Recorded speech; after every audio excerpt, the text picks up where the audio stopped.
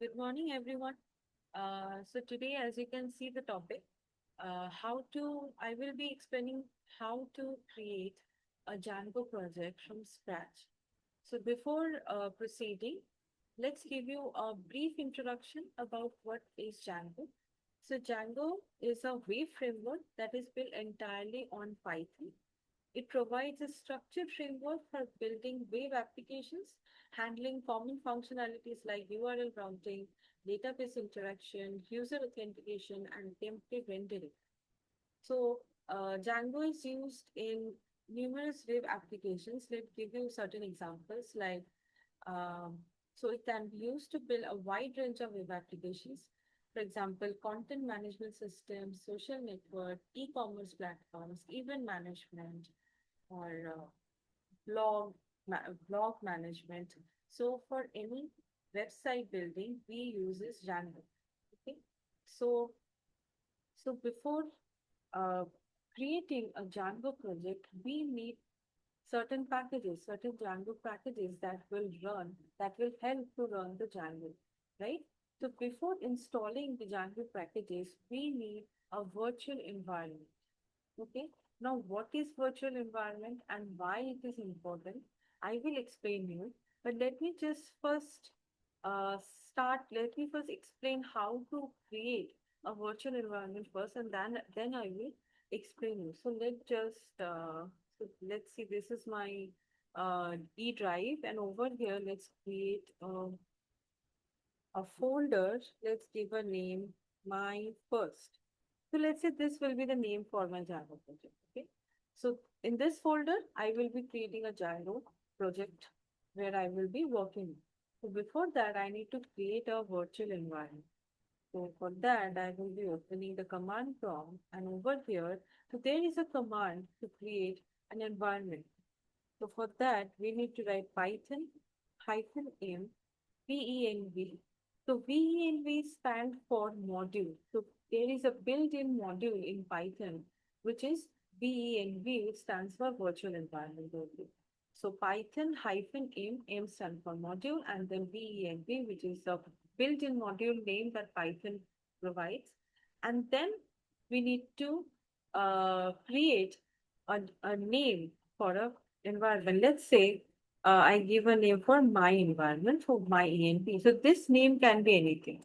This name we need to create for the environment. Okay. So Python -m VNP my ENP. Hit enter. So it will take some time. So for that, you can see over here, there will be a folder will be created. Yes, you can see the folder will be created. Okay. Um, it will take some time. So before that, while it creates, I will explain like what is an environment actually is. So virtual environment in Python is an isolated environment on your computer where you can run and test your Python projects. Okay. It allows you to manage project specific dependencies without interfering with other projects or the original Python installations. So what it means is actually that suppose giving you an example like suppose there's a person A and person B. Person A has some requirements came to like she need to create a Python project, okay, with a different version, with let's say a lower version like Python 4.0, for example. And person B need to work on a Django project and he has to work on a version which is a current version of Python. I think the current version of Python is Django 5.2. Okay, so not Django, the Python version is 3, and let's say the person is so both the different person have to work on the different versions. Okay, so for different versions there will be different packages, right?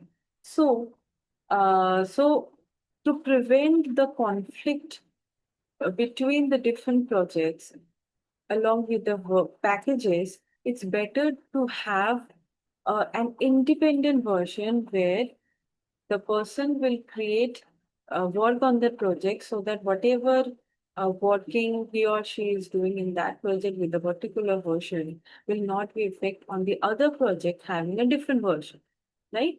To prevent this conflict, we need to create a virtual environment. So we need to have a virtual environment for a particular project. And if for the other project, we create a separate environment for that, and you both the person work on their particular respective Django project, working in their, and those projects will have their own virtual environment, then there will not be any conflict.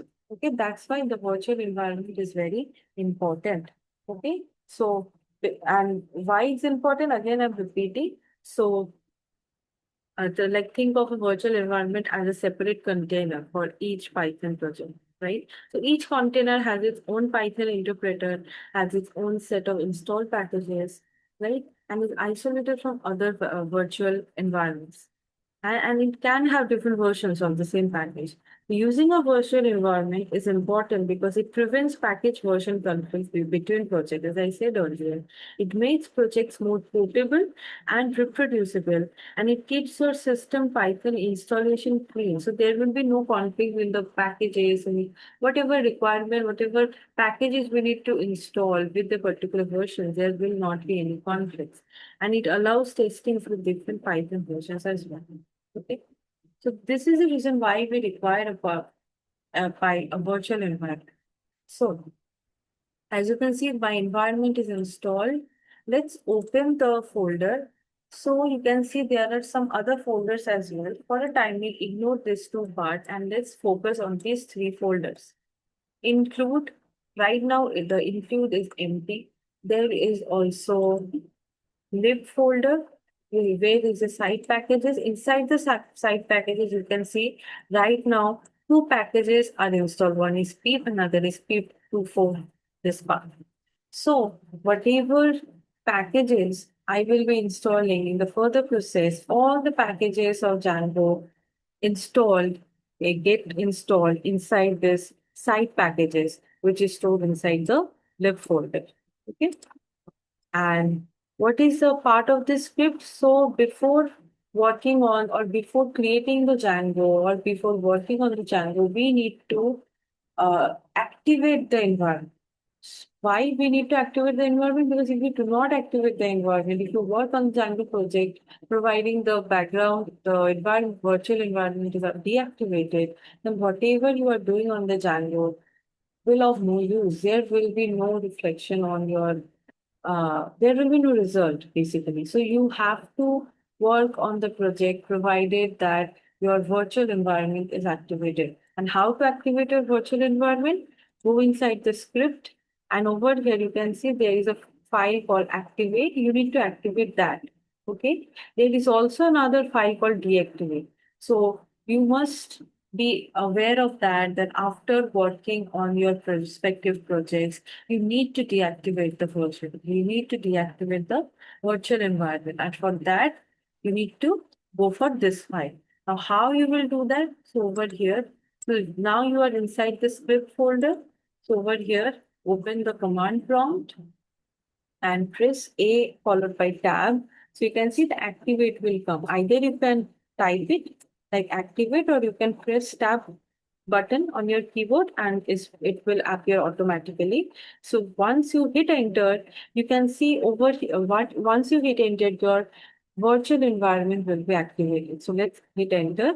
So how you will confirm that your virtual environment is in now activated mode, is in active mode? You can see the virtual environment that we have created right now is my env, right? So the name that you have created, that name will appear over here. This means that my virtual environment is activated. And how to deactivate? Press deactivate. Okay, so you do not need to write deactivate. You just write DE and press tab. Not bad. Only deactivate. Hit enter. Now you can see the my environment part is gone. That my env part is gone. And it is came back to the normal position. It means now my virtual environment is in deactivated mode. My virtual environment is deactivated. So let's again activate it by pressing activate and tab. Done. So right now, this is an activated mode. Now, so the main requirement is done. This is the very first requirement that we need to do. We need to create a virtual environment and we have to activate it. And then we need to come two step back in the neutral environment. What is the neutral environment? This the folder where I will be creating the Django project. Okay, so we have to come outside the folder. This is the place where we will be installing the further packages that will be required to create or work on the Django project. Okay, and that has to be done inside the neutral environment, not inside the script. That you need to remember. Now, there is also certain command for installing the Django package. So so the command for that is pip install Django. If I fire the command over here, you can see, as I said earlier, all the packages will be installed inside the side packages that will be already, that folder is already there inside the lib folder. So before hit enter over here, let's open. So my env, this is my lib folder. This is the side packages. So over here, you can see two folders are there, right? This is not just a folder. This is actually my packages. This is not just a folder, this is a package folder. Okay. Now, so this by default, these two are created. So I will be installing the other two as well. So let's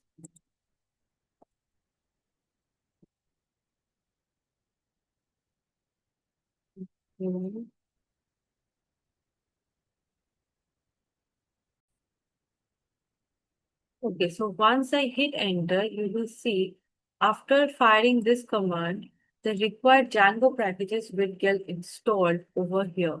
So let's hit enter. It will take some time and you can see some two, three packages will get installed. So it's running. So these are the packages that will get installed over here. So you see earlier there was two package folder. Now you can see so many package folders are getting installed. Okay, so it will take some time. So I will also explain that uh, how a package looks like. Okay, so and now why we're installing this pip install Django, because in the next part, we will be creating a Django project. So before that, we need to install the Django packages, right? So, okay, so this is installed right now. Over here, as you can see, successfully installed Django 5.2.4. So now, earlier, a few months before, it was 5.2.1, I think. Now it is recently been updated to 5.2.4. Okay, so this is my current version of Django 5.2.4, which you also need to remember. Okay, so these are so as you have understood, whatever packages we will be installing, that will be installed inside the site packages folder, that is also inside the lib folder. So let's come back to the neutral environment, which is my first. Okay, now I have created the environment, I have activated my environment, I have also installed all the Django packages. Now the main time is to create the Django project. So we need to create a Django project. So let's open. So again, this is my neutral environment. So this is my environment is open over here. So the command for creating a Django package, Django project is Python, sorry, Django hyphen admin start project and your project name. So project name, let's say, let's give the folder name only my project, my first. So this will be my Django project, and let's hit enter. If you see, the folders will appear over here. Let's give some time. Okay. If I open the my folder, you can see another folder is being created along with the file, right? So this is not just a folder. Again, I said this is, so after creating a Django project, Django hyphen admin start project and project name, two things will be created inside this my folder. One will be a folder name, which is not just a folder, it's a package folder with this name along with a managed Python file. This is not a normal text file, this is a Python file. Okay, let's open my, okay. So let's we now, my work will be to open this in my code editor. And what will be the code editor? The VS Code. So let's open my first and then code dot. Code dot means I'm creating the root directory inside the my first projects. Okay. So let's hit enter.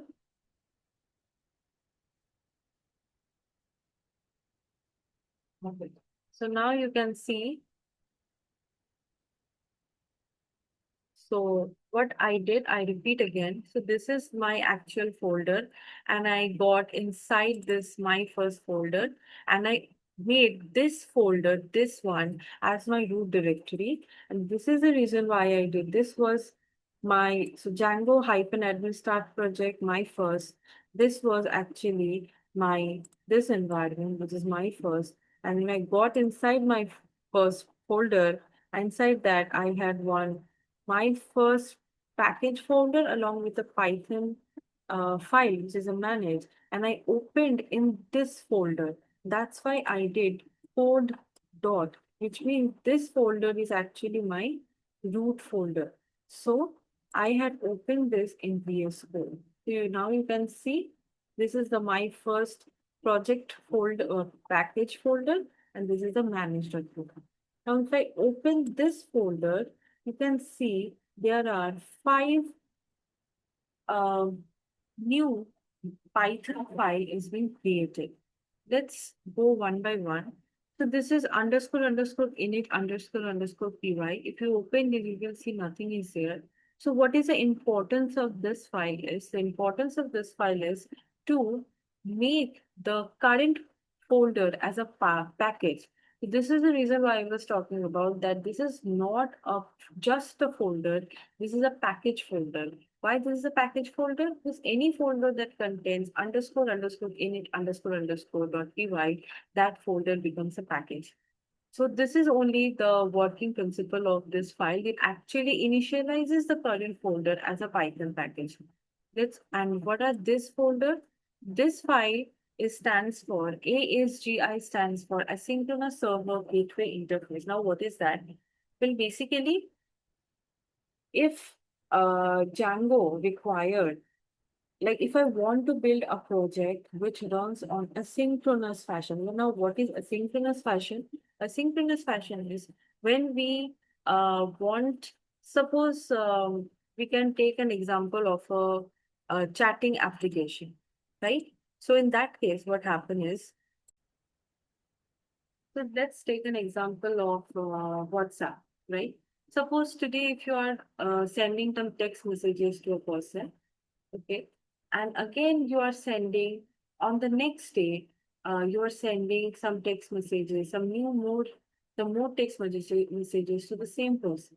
So the previous day's messages will not be erased, right? That will also be there along with the new text messages, right? So this is what a asynchronous fashion works, that the previous data will not get removed.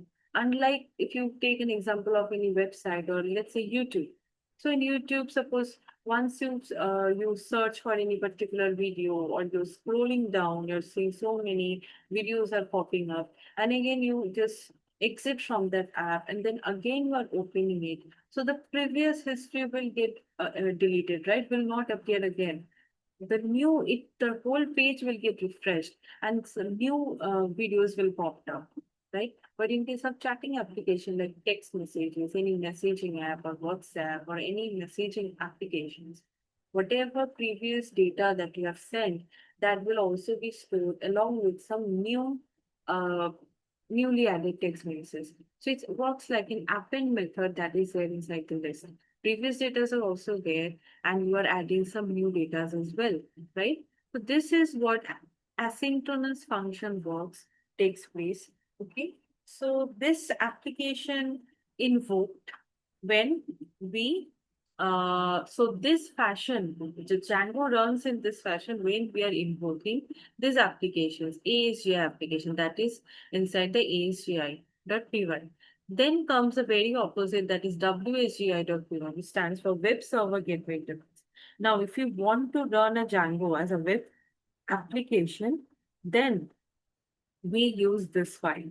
So there is a certain command that I will be showing you how to run a Django file. I will be showing you very soon now that there is a command python manage.py run server. By firing this command, the Django will start working in the server. Okay. So this command, this particular command works for WSGI. When we're firing this command, this WSGI application get invoked and Django runs in WSGI fashion, which is Web Server Gateway Interface that runs in. And this Web Server Gateway Interface, this runs in a synchronous fashion. So unlike ASGI that runs in an asynchronous fashion, WSGI runs in a synchronous fashion. Okay.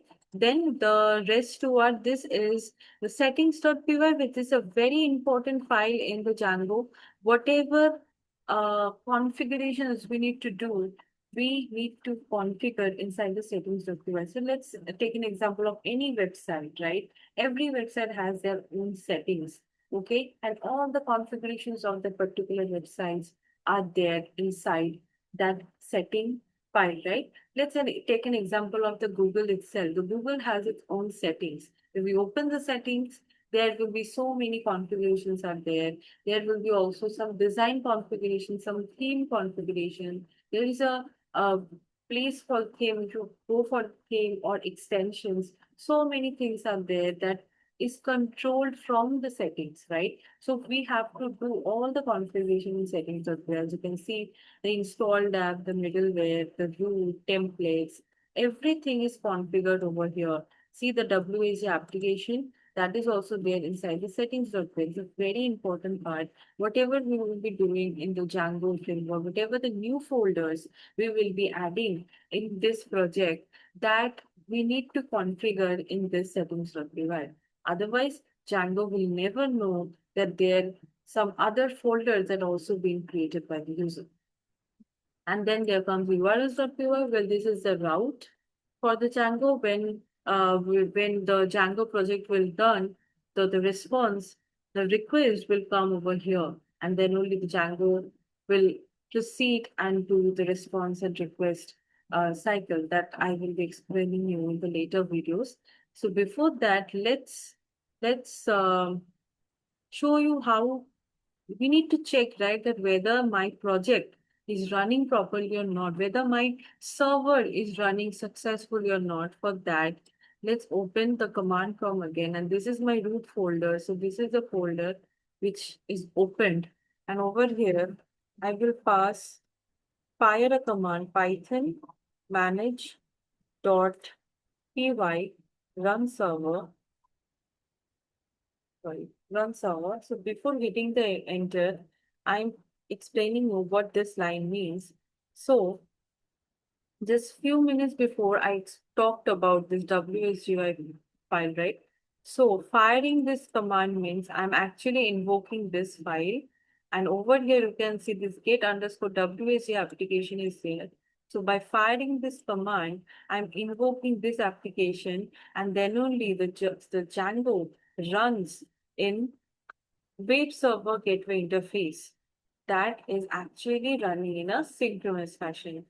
So basically, for an instant, whatever I will be doing in this project, that will by default run in web server gateway interface only. Okay.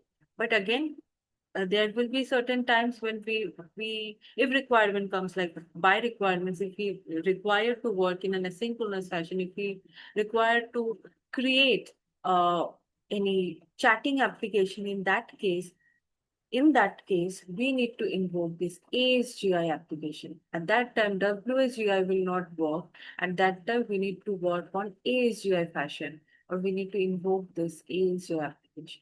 Okay. So for instance, let's focus in WSGI application. So after running the command, let's hit enter. It will take few time. Okay. So now you can see after running, it's showing that Django is successfully run. Now Django version is showing, and it's also started development server. So in what phase it is running in a development server. And this is the local host that we need to write in the URL. So if I click, press, keep my arrow over here and hit the control button and click on it, it will straight away go to the Google. And now you can see that how we will configure that Django is running properly. You can see the installed work successfully. Congratulations. You release no Django 5.2. You are seeing this package with your tools too. So when this file appears, it means that my Django server is running properly. Okay. So this is the thing. Now, there are some other things that I need to show.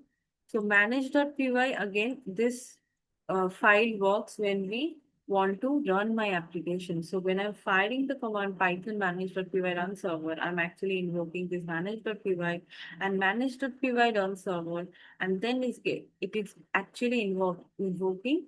So how the flow is working, what is actually happened after firing the command, after writing this localhost colon 8000, how this page came?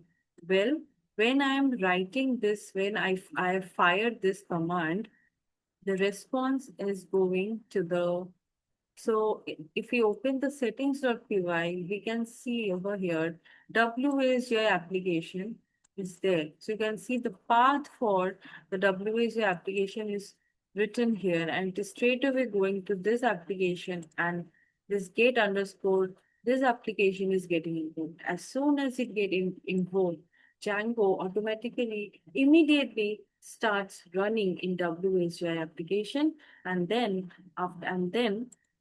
after writing this localhost colony to this URL, immediately my Django starts working successfully. So this is the reason, this is the way how we can test whether my server is running successfully or not.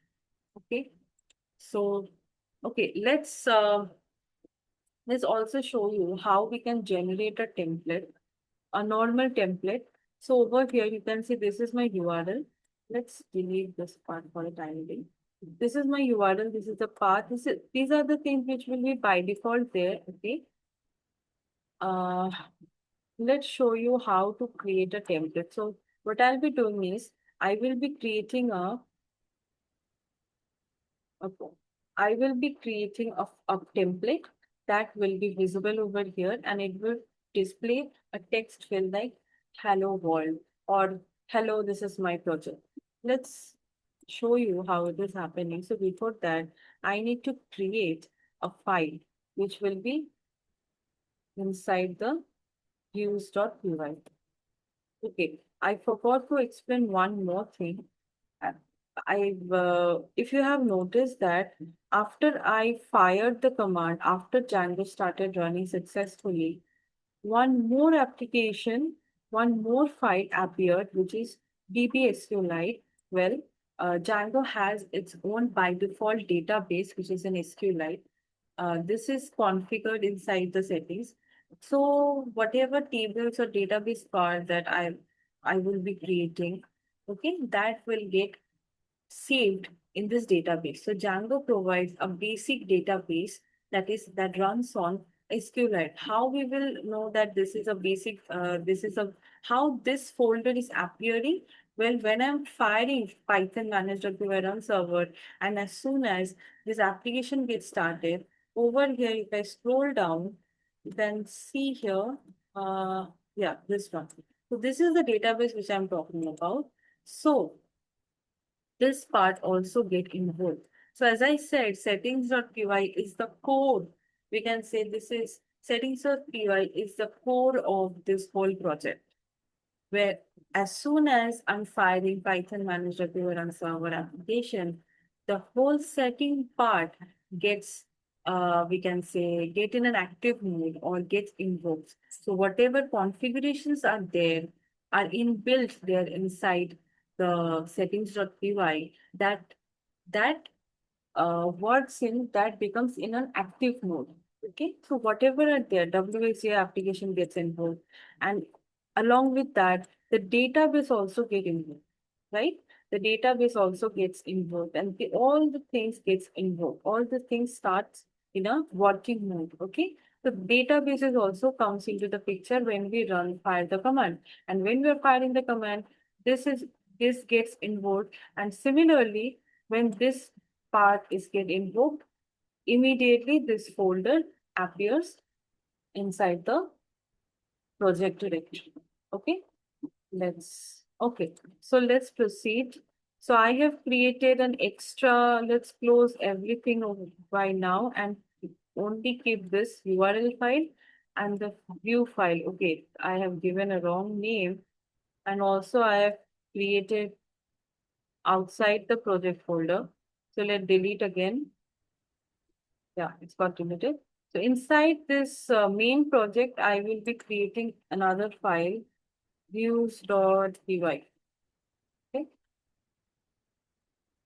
Okay.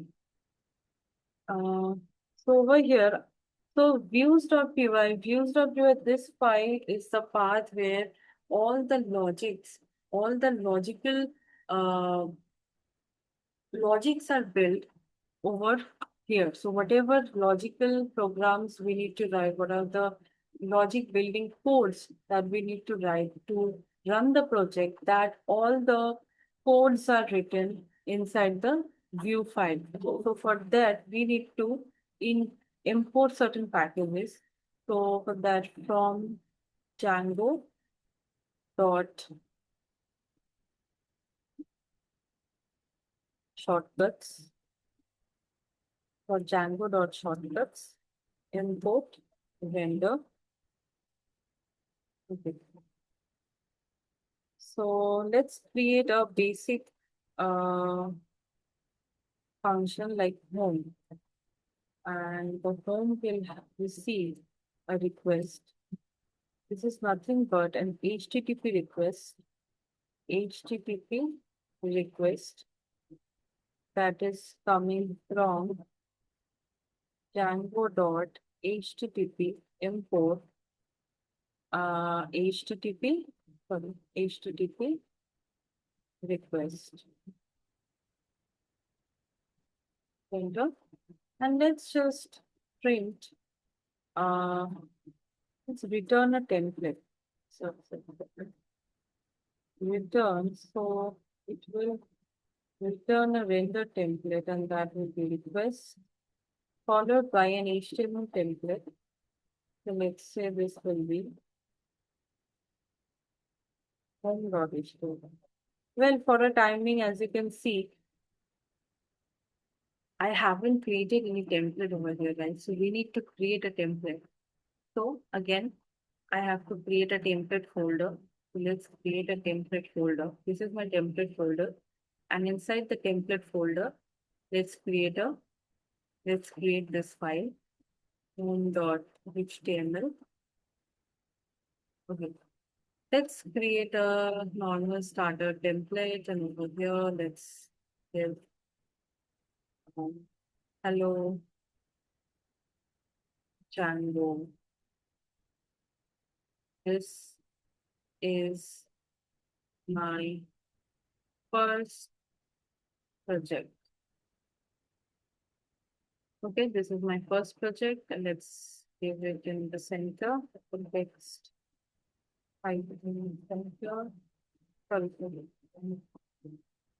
class equals to text height center. This is the right way. Okay. So my template is ready. My template folder is ready, but still this will not work, right? Again, as I said earlier, whatever new folders I will be creating in this project, I need to configure that path, that folder inside the settings. If I do not create it, Django will never know that some new folders has been created. So I need to configure the path of the template folder. For that, I need to import OS And this you can see base underscore dir, and this one means this line base underscore dir holds the current uh, path for the project. So what is the current path for my project is this is the path. This is my actual path for my current project.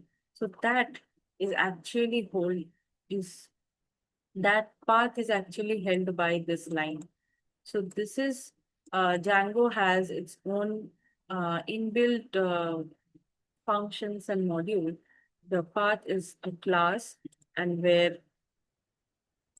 wherever I will keep this project folder, Django will automatically, immediately stores its current folder. So over here right now, this is my current folder that is stored by Django itself. So my work will be to merge, to connect my template folder with this path. For that, I need to go inside. So already I have a template folder over here, os.path.join. So I will be joining base dir with template. Now Django has come to know that I have created another new folder named with template. Okay. And this name has to be same with this name. I'm configuring this template over here, right? So that's why I need to give the same name. Otherwise, there will be an error. Okay, so I have configured this template folder, and now again another part is there. I have to call this method. This method is not yet called, right? I have to call this method that only this function will give return me this template, right? Then only if the function will return me this template, and then we can get to see this HTML file. Okay. So for that, I need to call this home method. So this home function is called from URL path. So before that, I need to call this view over here. So uh, okay, from dot import views, y dot, since it's in the dot means it's a current project. We can also give over here my first, but this is not required since this is the view is already inside the current project only. If it is from some other project, then other folder, then we need to write the project. But since it is in the current project, it's better to write dot over here. Okay. And now I have to call it. So I have to, so minimum three parameters is required. For the path is a function, minimum three parameters we need to give. One is the route name, and next is the function based view. Function based view means I have to call the function. So this is the method which I'm calling, and I have to give a name for the route. That is called an alias name, which is home. Okay. So everything is done. Let's run my project file again. So Python manage.py run server and the builder. Okay, so no error. Let's come back over here and hit enter. Yes, now you can see, hello Django, this is my first project. So now we can see the uh,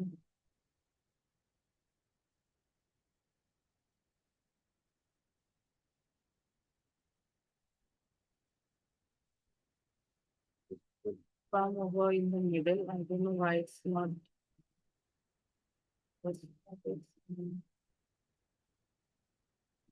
This should come in the middle of the line.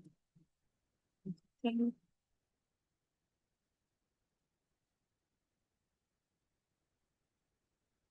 the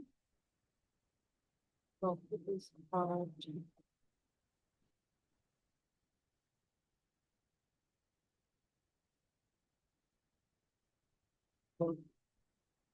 Okay, we'll see later on why it's not coming in the middle, but I hope this is clear that how we can. So this is a very basic way to to render a template, to display a template in the website, in the web browser through Django. So what happened is that I am giving a brief description. So why I'm hitting this URL? So the request is going to the URL. Okay, it's calling this path function. Since I haven't given any name, so this blank means this by default, this name is actually holding this path. If I give some other name like okay, let's get name. Now if I refresh, so it will show page not found because I've given some name. So now if I give home and then hit enter, now you can see.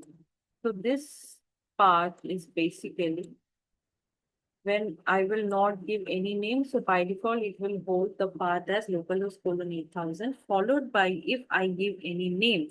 So if this is the name, so the URL path will be localhost colon 8000 slash this name. Okay, it can be any. If you do not give anything, then your URL path will be localhost colon. Okay, so again, I'm repeating when I'm writing this localhost colon this route, the request is going over here. It's calling this path function. It's saying this URL, and next it's calling the function-based view. If I navigate to this page, it's straight away calling to the home method and home function is rendering, is returning a render function. And what's render function is the render function is taking two parameters. One is a request and a template. So what is the template? Template is the home template that is defined inside the that home.html page that is defined inside the template folder. And that is returned by this template function. So that is what render function is holding on, and this is returned by this home method, and this returned value is again coming over here in this URL part, and then it's showing that whether this is the same, this is the URL that is uh, being requested, and now when it will see this URL, immediately the response will come over here, and now we can see the uh, template over here. So this is the way how um, the cycle goes on, and this cycle is called as HTTP request and response cycle. So in the next video, I will be talking about how the request and response cycle works. And also I will come up with a one more new interesting topic, which is apps. So Django works on a very interesting thing that is in apps. Okay, so this I will be talking about what is apps, why we create an app, why there is a requirement to create a separate app, and there are also more templates I will be working on. So that I will be explaining in the next video. So I hope you understood, and thank you so much, and bye bye.